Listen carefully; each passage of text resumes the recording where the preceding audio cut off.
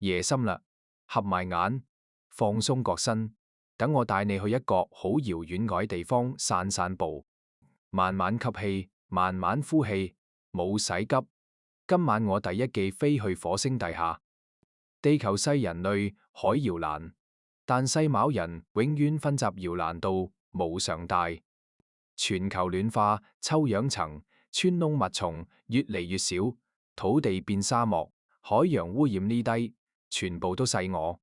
但而家面對緊海問題，或者有一日我第集地球載住無到落去，所以人類一直都審緊點樣離開地球去另一個星球生活。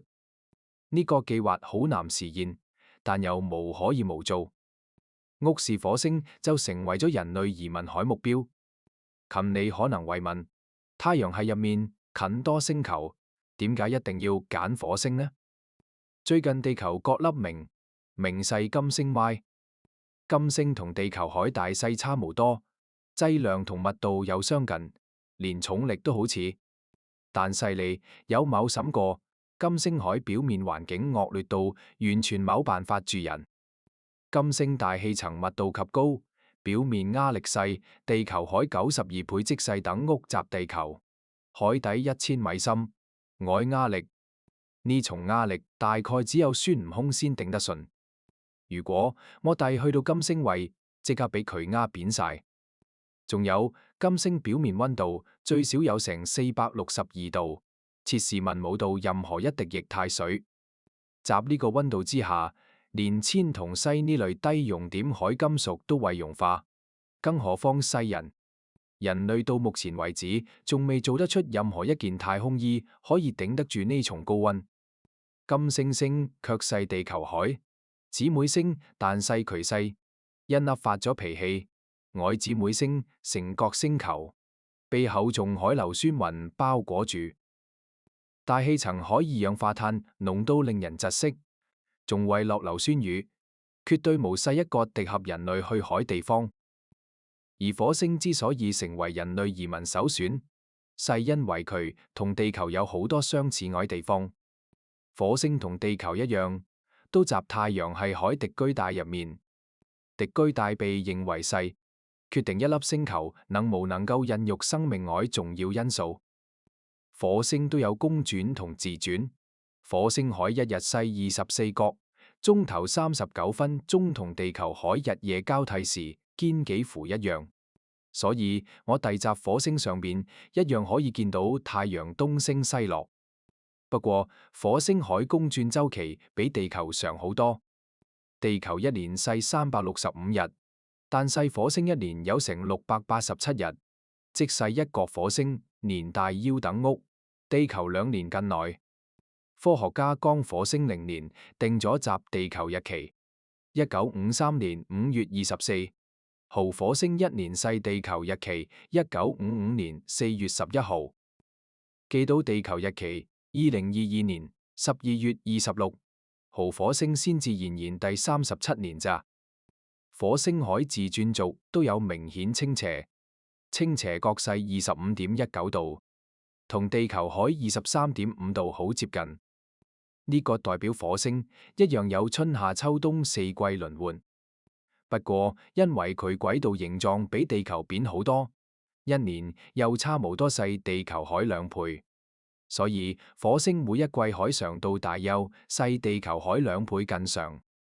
地球有月亮陪住，火星就有火衛，一同火衛2兩粒衛星圍住佢轉。直細呢2粒衛星都好細粒，形狀無規則，好似2粒被捉住海小行星。佢哋集火星海，夜空中慢慢行過，細粒，無細好光，但細永遠忠誠近，陪住火星就好似月亮陪住地球一樣。除咗呢啲相似海地方，火星同地球都有好多無同。火星比月球大少少，但細比起地球就細好多。佢海直竟只有地球海一半體積細，地球海1/6即細，要6個火星先至可以填滿1個地球。火星海引力細，地球海38%。如果你集地球上重100斤，肯尼集火星上面就只有38斤，成個人謂稱飄飄斤。火星外大氣層非常稀薄，密度無夠地球大氣海1%成分，細95%，海二氧化碳3%，海氮氣1.6%，海氬氣同埋好少海氧氣。集外貌上，火星同地球完全細兩個樣。地球表面覆蓋住大片海洋，細一粒，充滿生機，海藍色星球。火星就細乾旱，荒蕪海、沙漠同戈壁。雖然火星都有好多蟲毛同海地形，但細每叢地貌都比地球上同類海接夠大好多倍。就好似山峰跟城葛，太陽係最高海，山峰就集火星，叫做奧林帕斯山，形狀好似一個巨型盾牌，底部直徑達到600公里，占地面積比中國湖南省仲要大。渠海高度超過21公里，細地球珠穆朗瑪，封海2倍幾行高。想象一下，企集呢座山，矮山腳向上望，山頂位一直伸到好遠好遠，矮天空入面遠到你可能根本遞無到盡頭。因為山體太過巨大，渠海坡道其時好平緩，慢慢行上去，完全冇缺德陡峭。集火星外清晨第一縷陽光為最先照到奧林帕斯山海山頂，然後金光慢慢流落山腰，最後先至到達山腳海平原。火星仲有太陽系最長海峽谷，叫做水手峽谷，長度超過4500公里，相當屋由中國東北海佳木斯一直延伸到新疆喀什緊上。峽谷最深海地方大約8公里。西由太空望落火星最容易辨認海地貌。火星南北半球有明顯海自然分界，赤道上西塔爾西斯高原同水手峽谷隔開咗，地貌完全無同海南北兩個半球。北半球細廣闊平緩，矮低地面積等屋，亞洲、歐洲同大洋洲加埋更大。南半球就細遍布撞基坑。海高地火星海北及比南及低咗大約6公里。有趣海細，北半球海低地，好可能細。遠古時代被一個巨型海洋覆蓋住，而南半球海高地就好似月球表面肯揚斑駁。企集南北半球海交界線，上面一邊細無邊海平原，另一邊細崎屈海山地坑洞，兩重完全冇同海。世界就肯揚並存，集一粒星球上面。2016年5月12號，太空總署海哈勃太空望遠竟影咗一張火星海相。當時地球同火星集太陽海同一邊，火星距離地球8000萬公里。呢個現象叫做火星衝日。各段時間，火星俾太陽照亮海，一面完全向住地球細觀察。火星海缺佳機位，張上中心海，橙色區域叫做阿拉伯高地，細一片遼闊海山地，最長範圍可達4500公里，遍布隕石坑，被認為細火星上最古老海地形。乾涸海河流峽谷蜿蜒穿過呢個區域，流入北部大片低地。阿拉伯高地下面有一條上海黑色地貌。由東向西分別細士巴灣歐同子午線灣，中間有一角，好明顯海圓形特徵，就細斯基亞帕雷利隕石坑。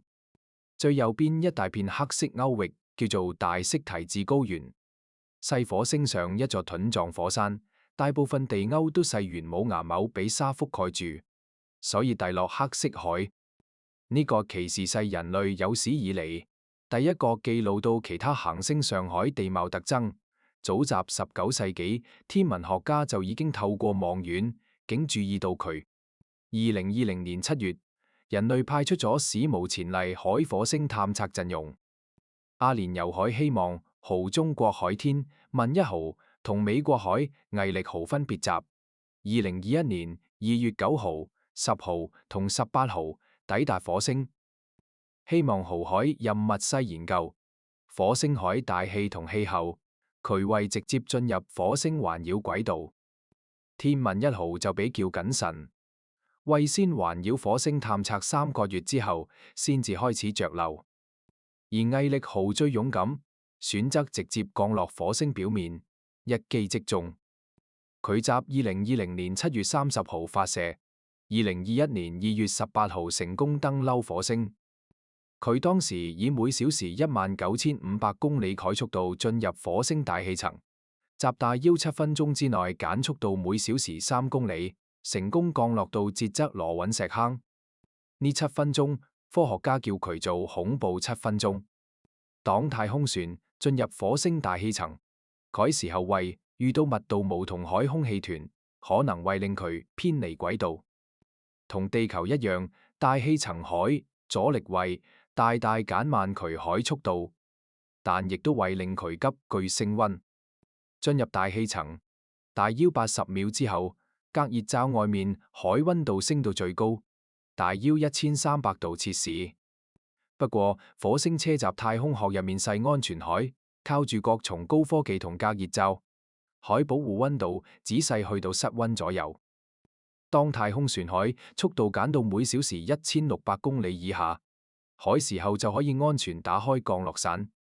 毅力號搭載海降落傘直徑21.5米，世人類集其他行星上用過最大海降落傘。你諗下一個降落傘展開之後有成7層樓咁高，集火星海高空上面砰一聲打開，各一刻海話面一定壯觀到難以形容。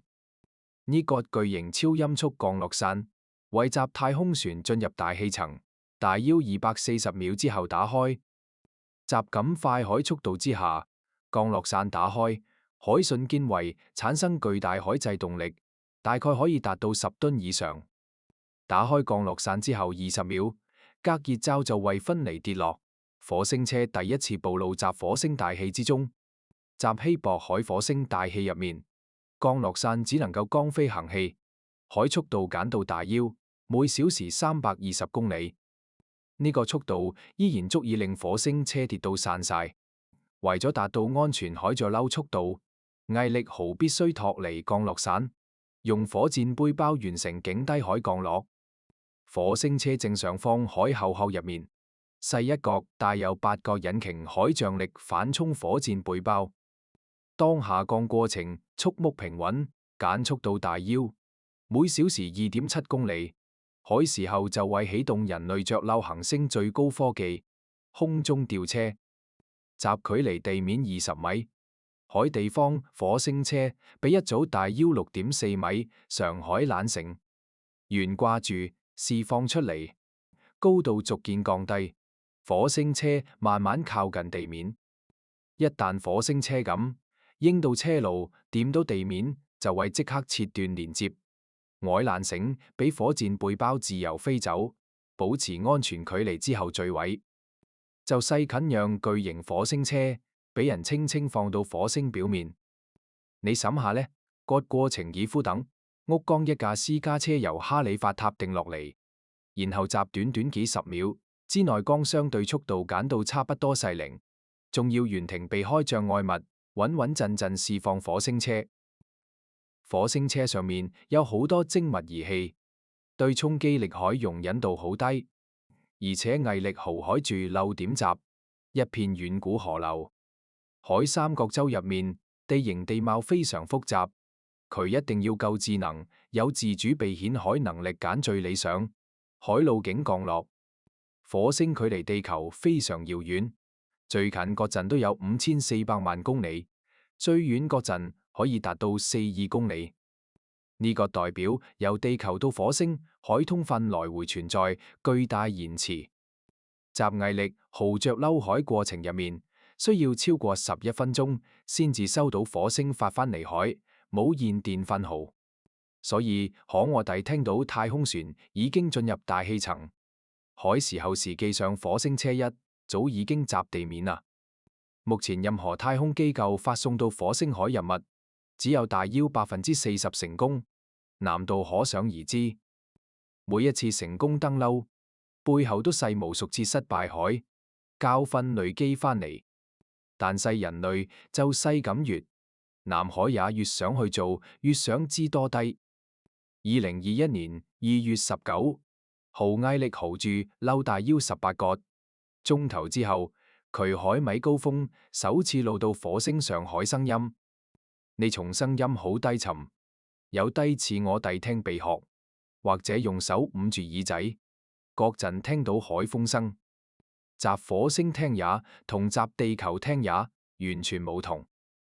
聲音集火星海旋波速度大腰細，每秒240米，而地球上細每秒340米。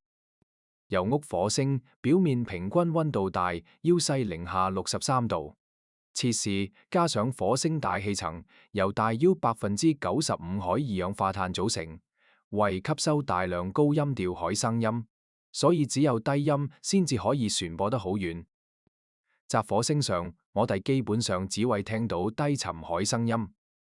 到咗2022年9月，另一部叫做洞察豪海火星探測器，仲捕捉到隕石撞擊火星表面，嗰一刻海聲音，嗰從低沉迷離。海撞擊聲穿過稀薄海大氣層，就好似宇宙本身集到清聲探氣近。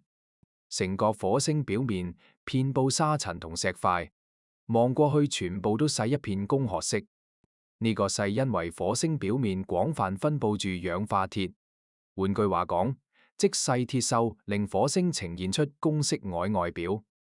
火星表面海大氣雖然稀薄無垢，地球大氣海1%，但細大氣入面海沙塵暴同狂風一滴都冇比地球弱，反而更加猛烈。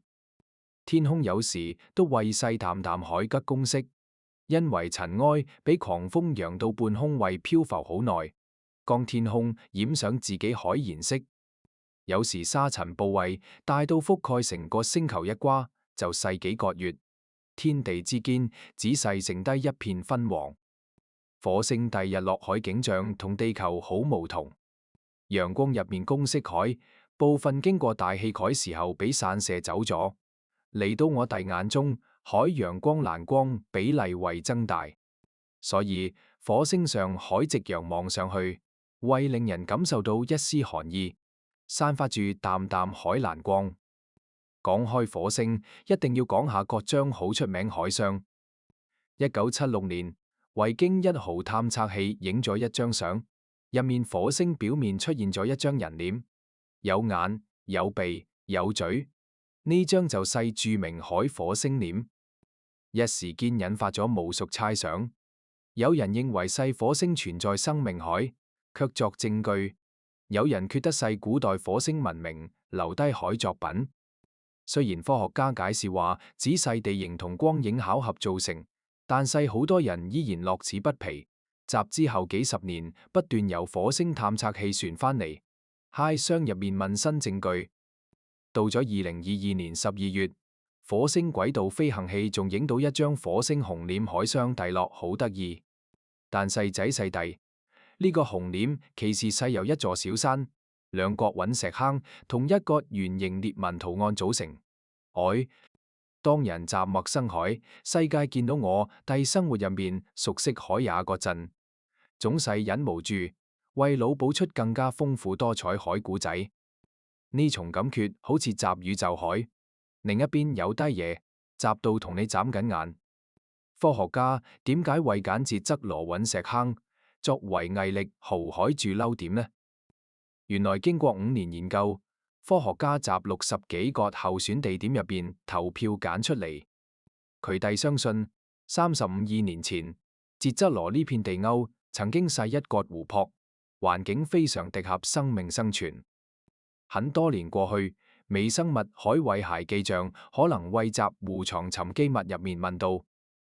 呢個就係毅力豪海主要任務，尋找火星生命記像，收集岩石同土壤樣本等，將來有一日可以帶返地球研究。截至2023年8月，毅力號已經集火星上面度過咗900幾日，佢一路慢慢行，一路收集樣本。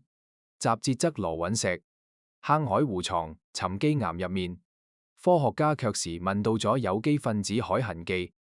雖然低有機分子未必一定細嚟自生物，但細至少證明咗火星曾經有過敵核，生命存在氦化學環境。講到呢度，你可能會諗，既然人類連火星車都送到上去，點解冇直接送人上火星呢？科學家話，以而家海太空技術細，可以將人送上火星海，但細渠地位永遠留雜火星。因為我哋仲未有辦法將佢哋帶返地球，呢個就要講到行星引力海問題啦。月球引力好細，只有地球引力海1/6。返回器只需要好細海推力就可以脫離月球引力返地球，而且月球距離地球無勢好遠，返回艙無使帶太多燃料。但細火星就完全冇同，佢海引力雖然冇地球咁大，但細比月球大好多，幾乎細月球海2倍。返回艙要成功返嚟，就一定要用火箭推動器。肯割火箭推動器，邊個嚟砌呢？火星人咩？就算火箭助推器海問題解決咗，跟住落嚟就細燃料海問題。飛船飛去火星海時候，需要帶好多燃料。有人話，不如另外整多架飛船，專門運燃料上去。呢個方法的確可行，但細耗資實在太高，對任何一個國家嚟講都細，無法承擔海天文數字。而且火星距離地球實在太遠啦，平均距離大1-2公里。人類而家海載人飛船最快速度細每秒10.5公里，就算用呢個速度，一來一回都要1至2年時間。呢段時間對地球上海人嚟講可能冇算太長，但細對飛船入面海太空人嚟講細及杜困。南海考驗，無前仔細，精神上海寂寞。太空人海生理狀況都為細一個非常嚴重海問題。長期坐屋未重力狀態之下，骨頭會慢慢流失，鈣質肌肉會萎縮，就算每日做運動都好，難完全避免。仲有宇宙輻射海問題，地球有磁場保護我哋，但細飛船集太空入面，就好似包晒衫咁暴露集輻射之下。肯你可能又會諗，如果我哋真細去到火星，無着太空衣會點樣呢？答案係2到5分鐘，冇咗太空衣海保護，你頭一次呼吸就會將肺入面海氧氣消耗晒。15秒之內會因為缺氧失去意識，15秒到30秒之內你會開始腦死亡。同時集火星呢重低壓環境之下，你身體入面海壓力會遠遠超出外界壓力，器官開始膨脹。不過好彩人類海器官組織有一定形成，無謂爆炸。但細低壓對人類最致命海並無細膨脹現象，而細隨住大氣壓力不斷降低，液體海沸點都會不斷下降。你身體入邊海液體包括眼淚、口水、肺部、海水分，全部都會開始沸騰。呢種感覺應該無謂好舒服。如果集2到5分鐘之內冇即刻將你船送返地球，你就會集5分鐘之後徹底死亡。1971年，聯盟11號集返航途中，飛船發生故障，艙入面海空氣全部走晒，3位太空人瞬間好似置身集真空環境入面，因為冇着太空衣佢哋根本冇足夠時間手動補救。故障10幾秒之後就全部失去意識。根據飛船儀器顯示，呢3位太空人集近海環境之下，只細存活咗大約40秒。雖然5分鐘之後海事已經同你無關，但係如果你海身體冇俾人帶返地球，幾個鐘頭之後就會慢慢降到火星表面平均溫度-63度，凍成固體。你會永遠保持呢個狀態，直到俾火星上沙塵暴刮起海沙塵埋葬，審下都已經細迷，成個人慢慢變成火星海一部分。如果有一日，人類真勢改造咗火星，令火星表面變暖，釋放出火星地下，凍結咗海液、態水緊你身上面，數以萬計海生命體，或者為蘇醒，你可能為成為火星生命海祖先，或者呢，割就細生命，集宇宙中傳播海方式。審翻轉頭，人類對火星海好奇，其實由好耐好耐以前就已經開始。由望遠鏡第一次遞到渠海時候，由第一張火星上傳翻地球，凱時候由每一次發射探測器凱時候，我哋都細集度問緊同一個問題：宇宙入面細咪得我哋孤零零一個，而火星就細最接近答案海地方。佢冇為答你，但細佢每一粒沙、每一嚿石、每一陣風都細語言。渠海公式細。鐵鏽海鹽色亦都細時堅海鹽色。35億年前嗰度有湖有水，或者仲有生命。而家佢見咗、凍咗、驚咗，但細佢仲細圍住太陽慢慢轉，就好似一個瞓着咗海世界，集到發緊一場好長好長海夢。所以今晚集你慢慢進入夢鄉海時候，想象自己輕輕漂浮。集直景海宇宙入面，望住遠處各粒公式海星球，佢景景梗集黑暗之中發緊光，等緊有一日，有人上去探佢，同佢稱記，集佢海土地上散步，集佢海天空下帝藍色海夕陽，火星海風慢慢吹過，帶住低沉海聲音幾十億年嚟佢就細肯讓安安靜靜，肯圍住太陽轉。無論地球已近嘈雜佢，都集自己海軌道上，不慌不忙，慢慢行，慢慢轉，就似你而家海呼吸一樣，越嚟越慢，越嚟越平穩。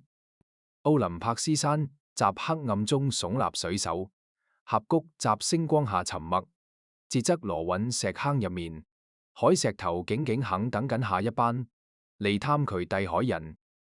成個星球都好景。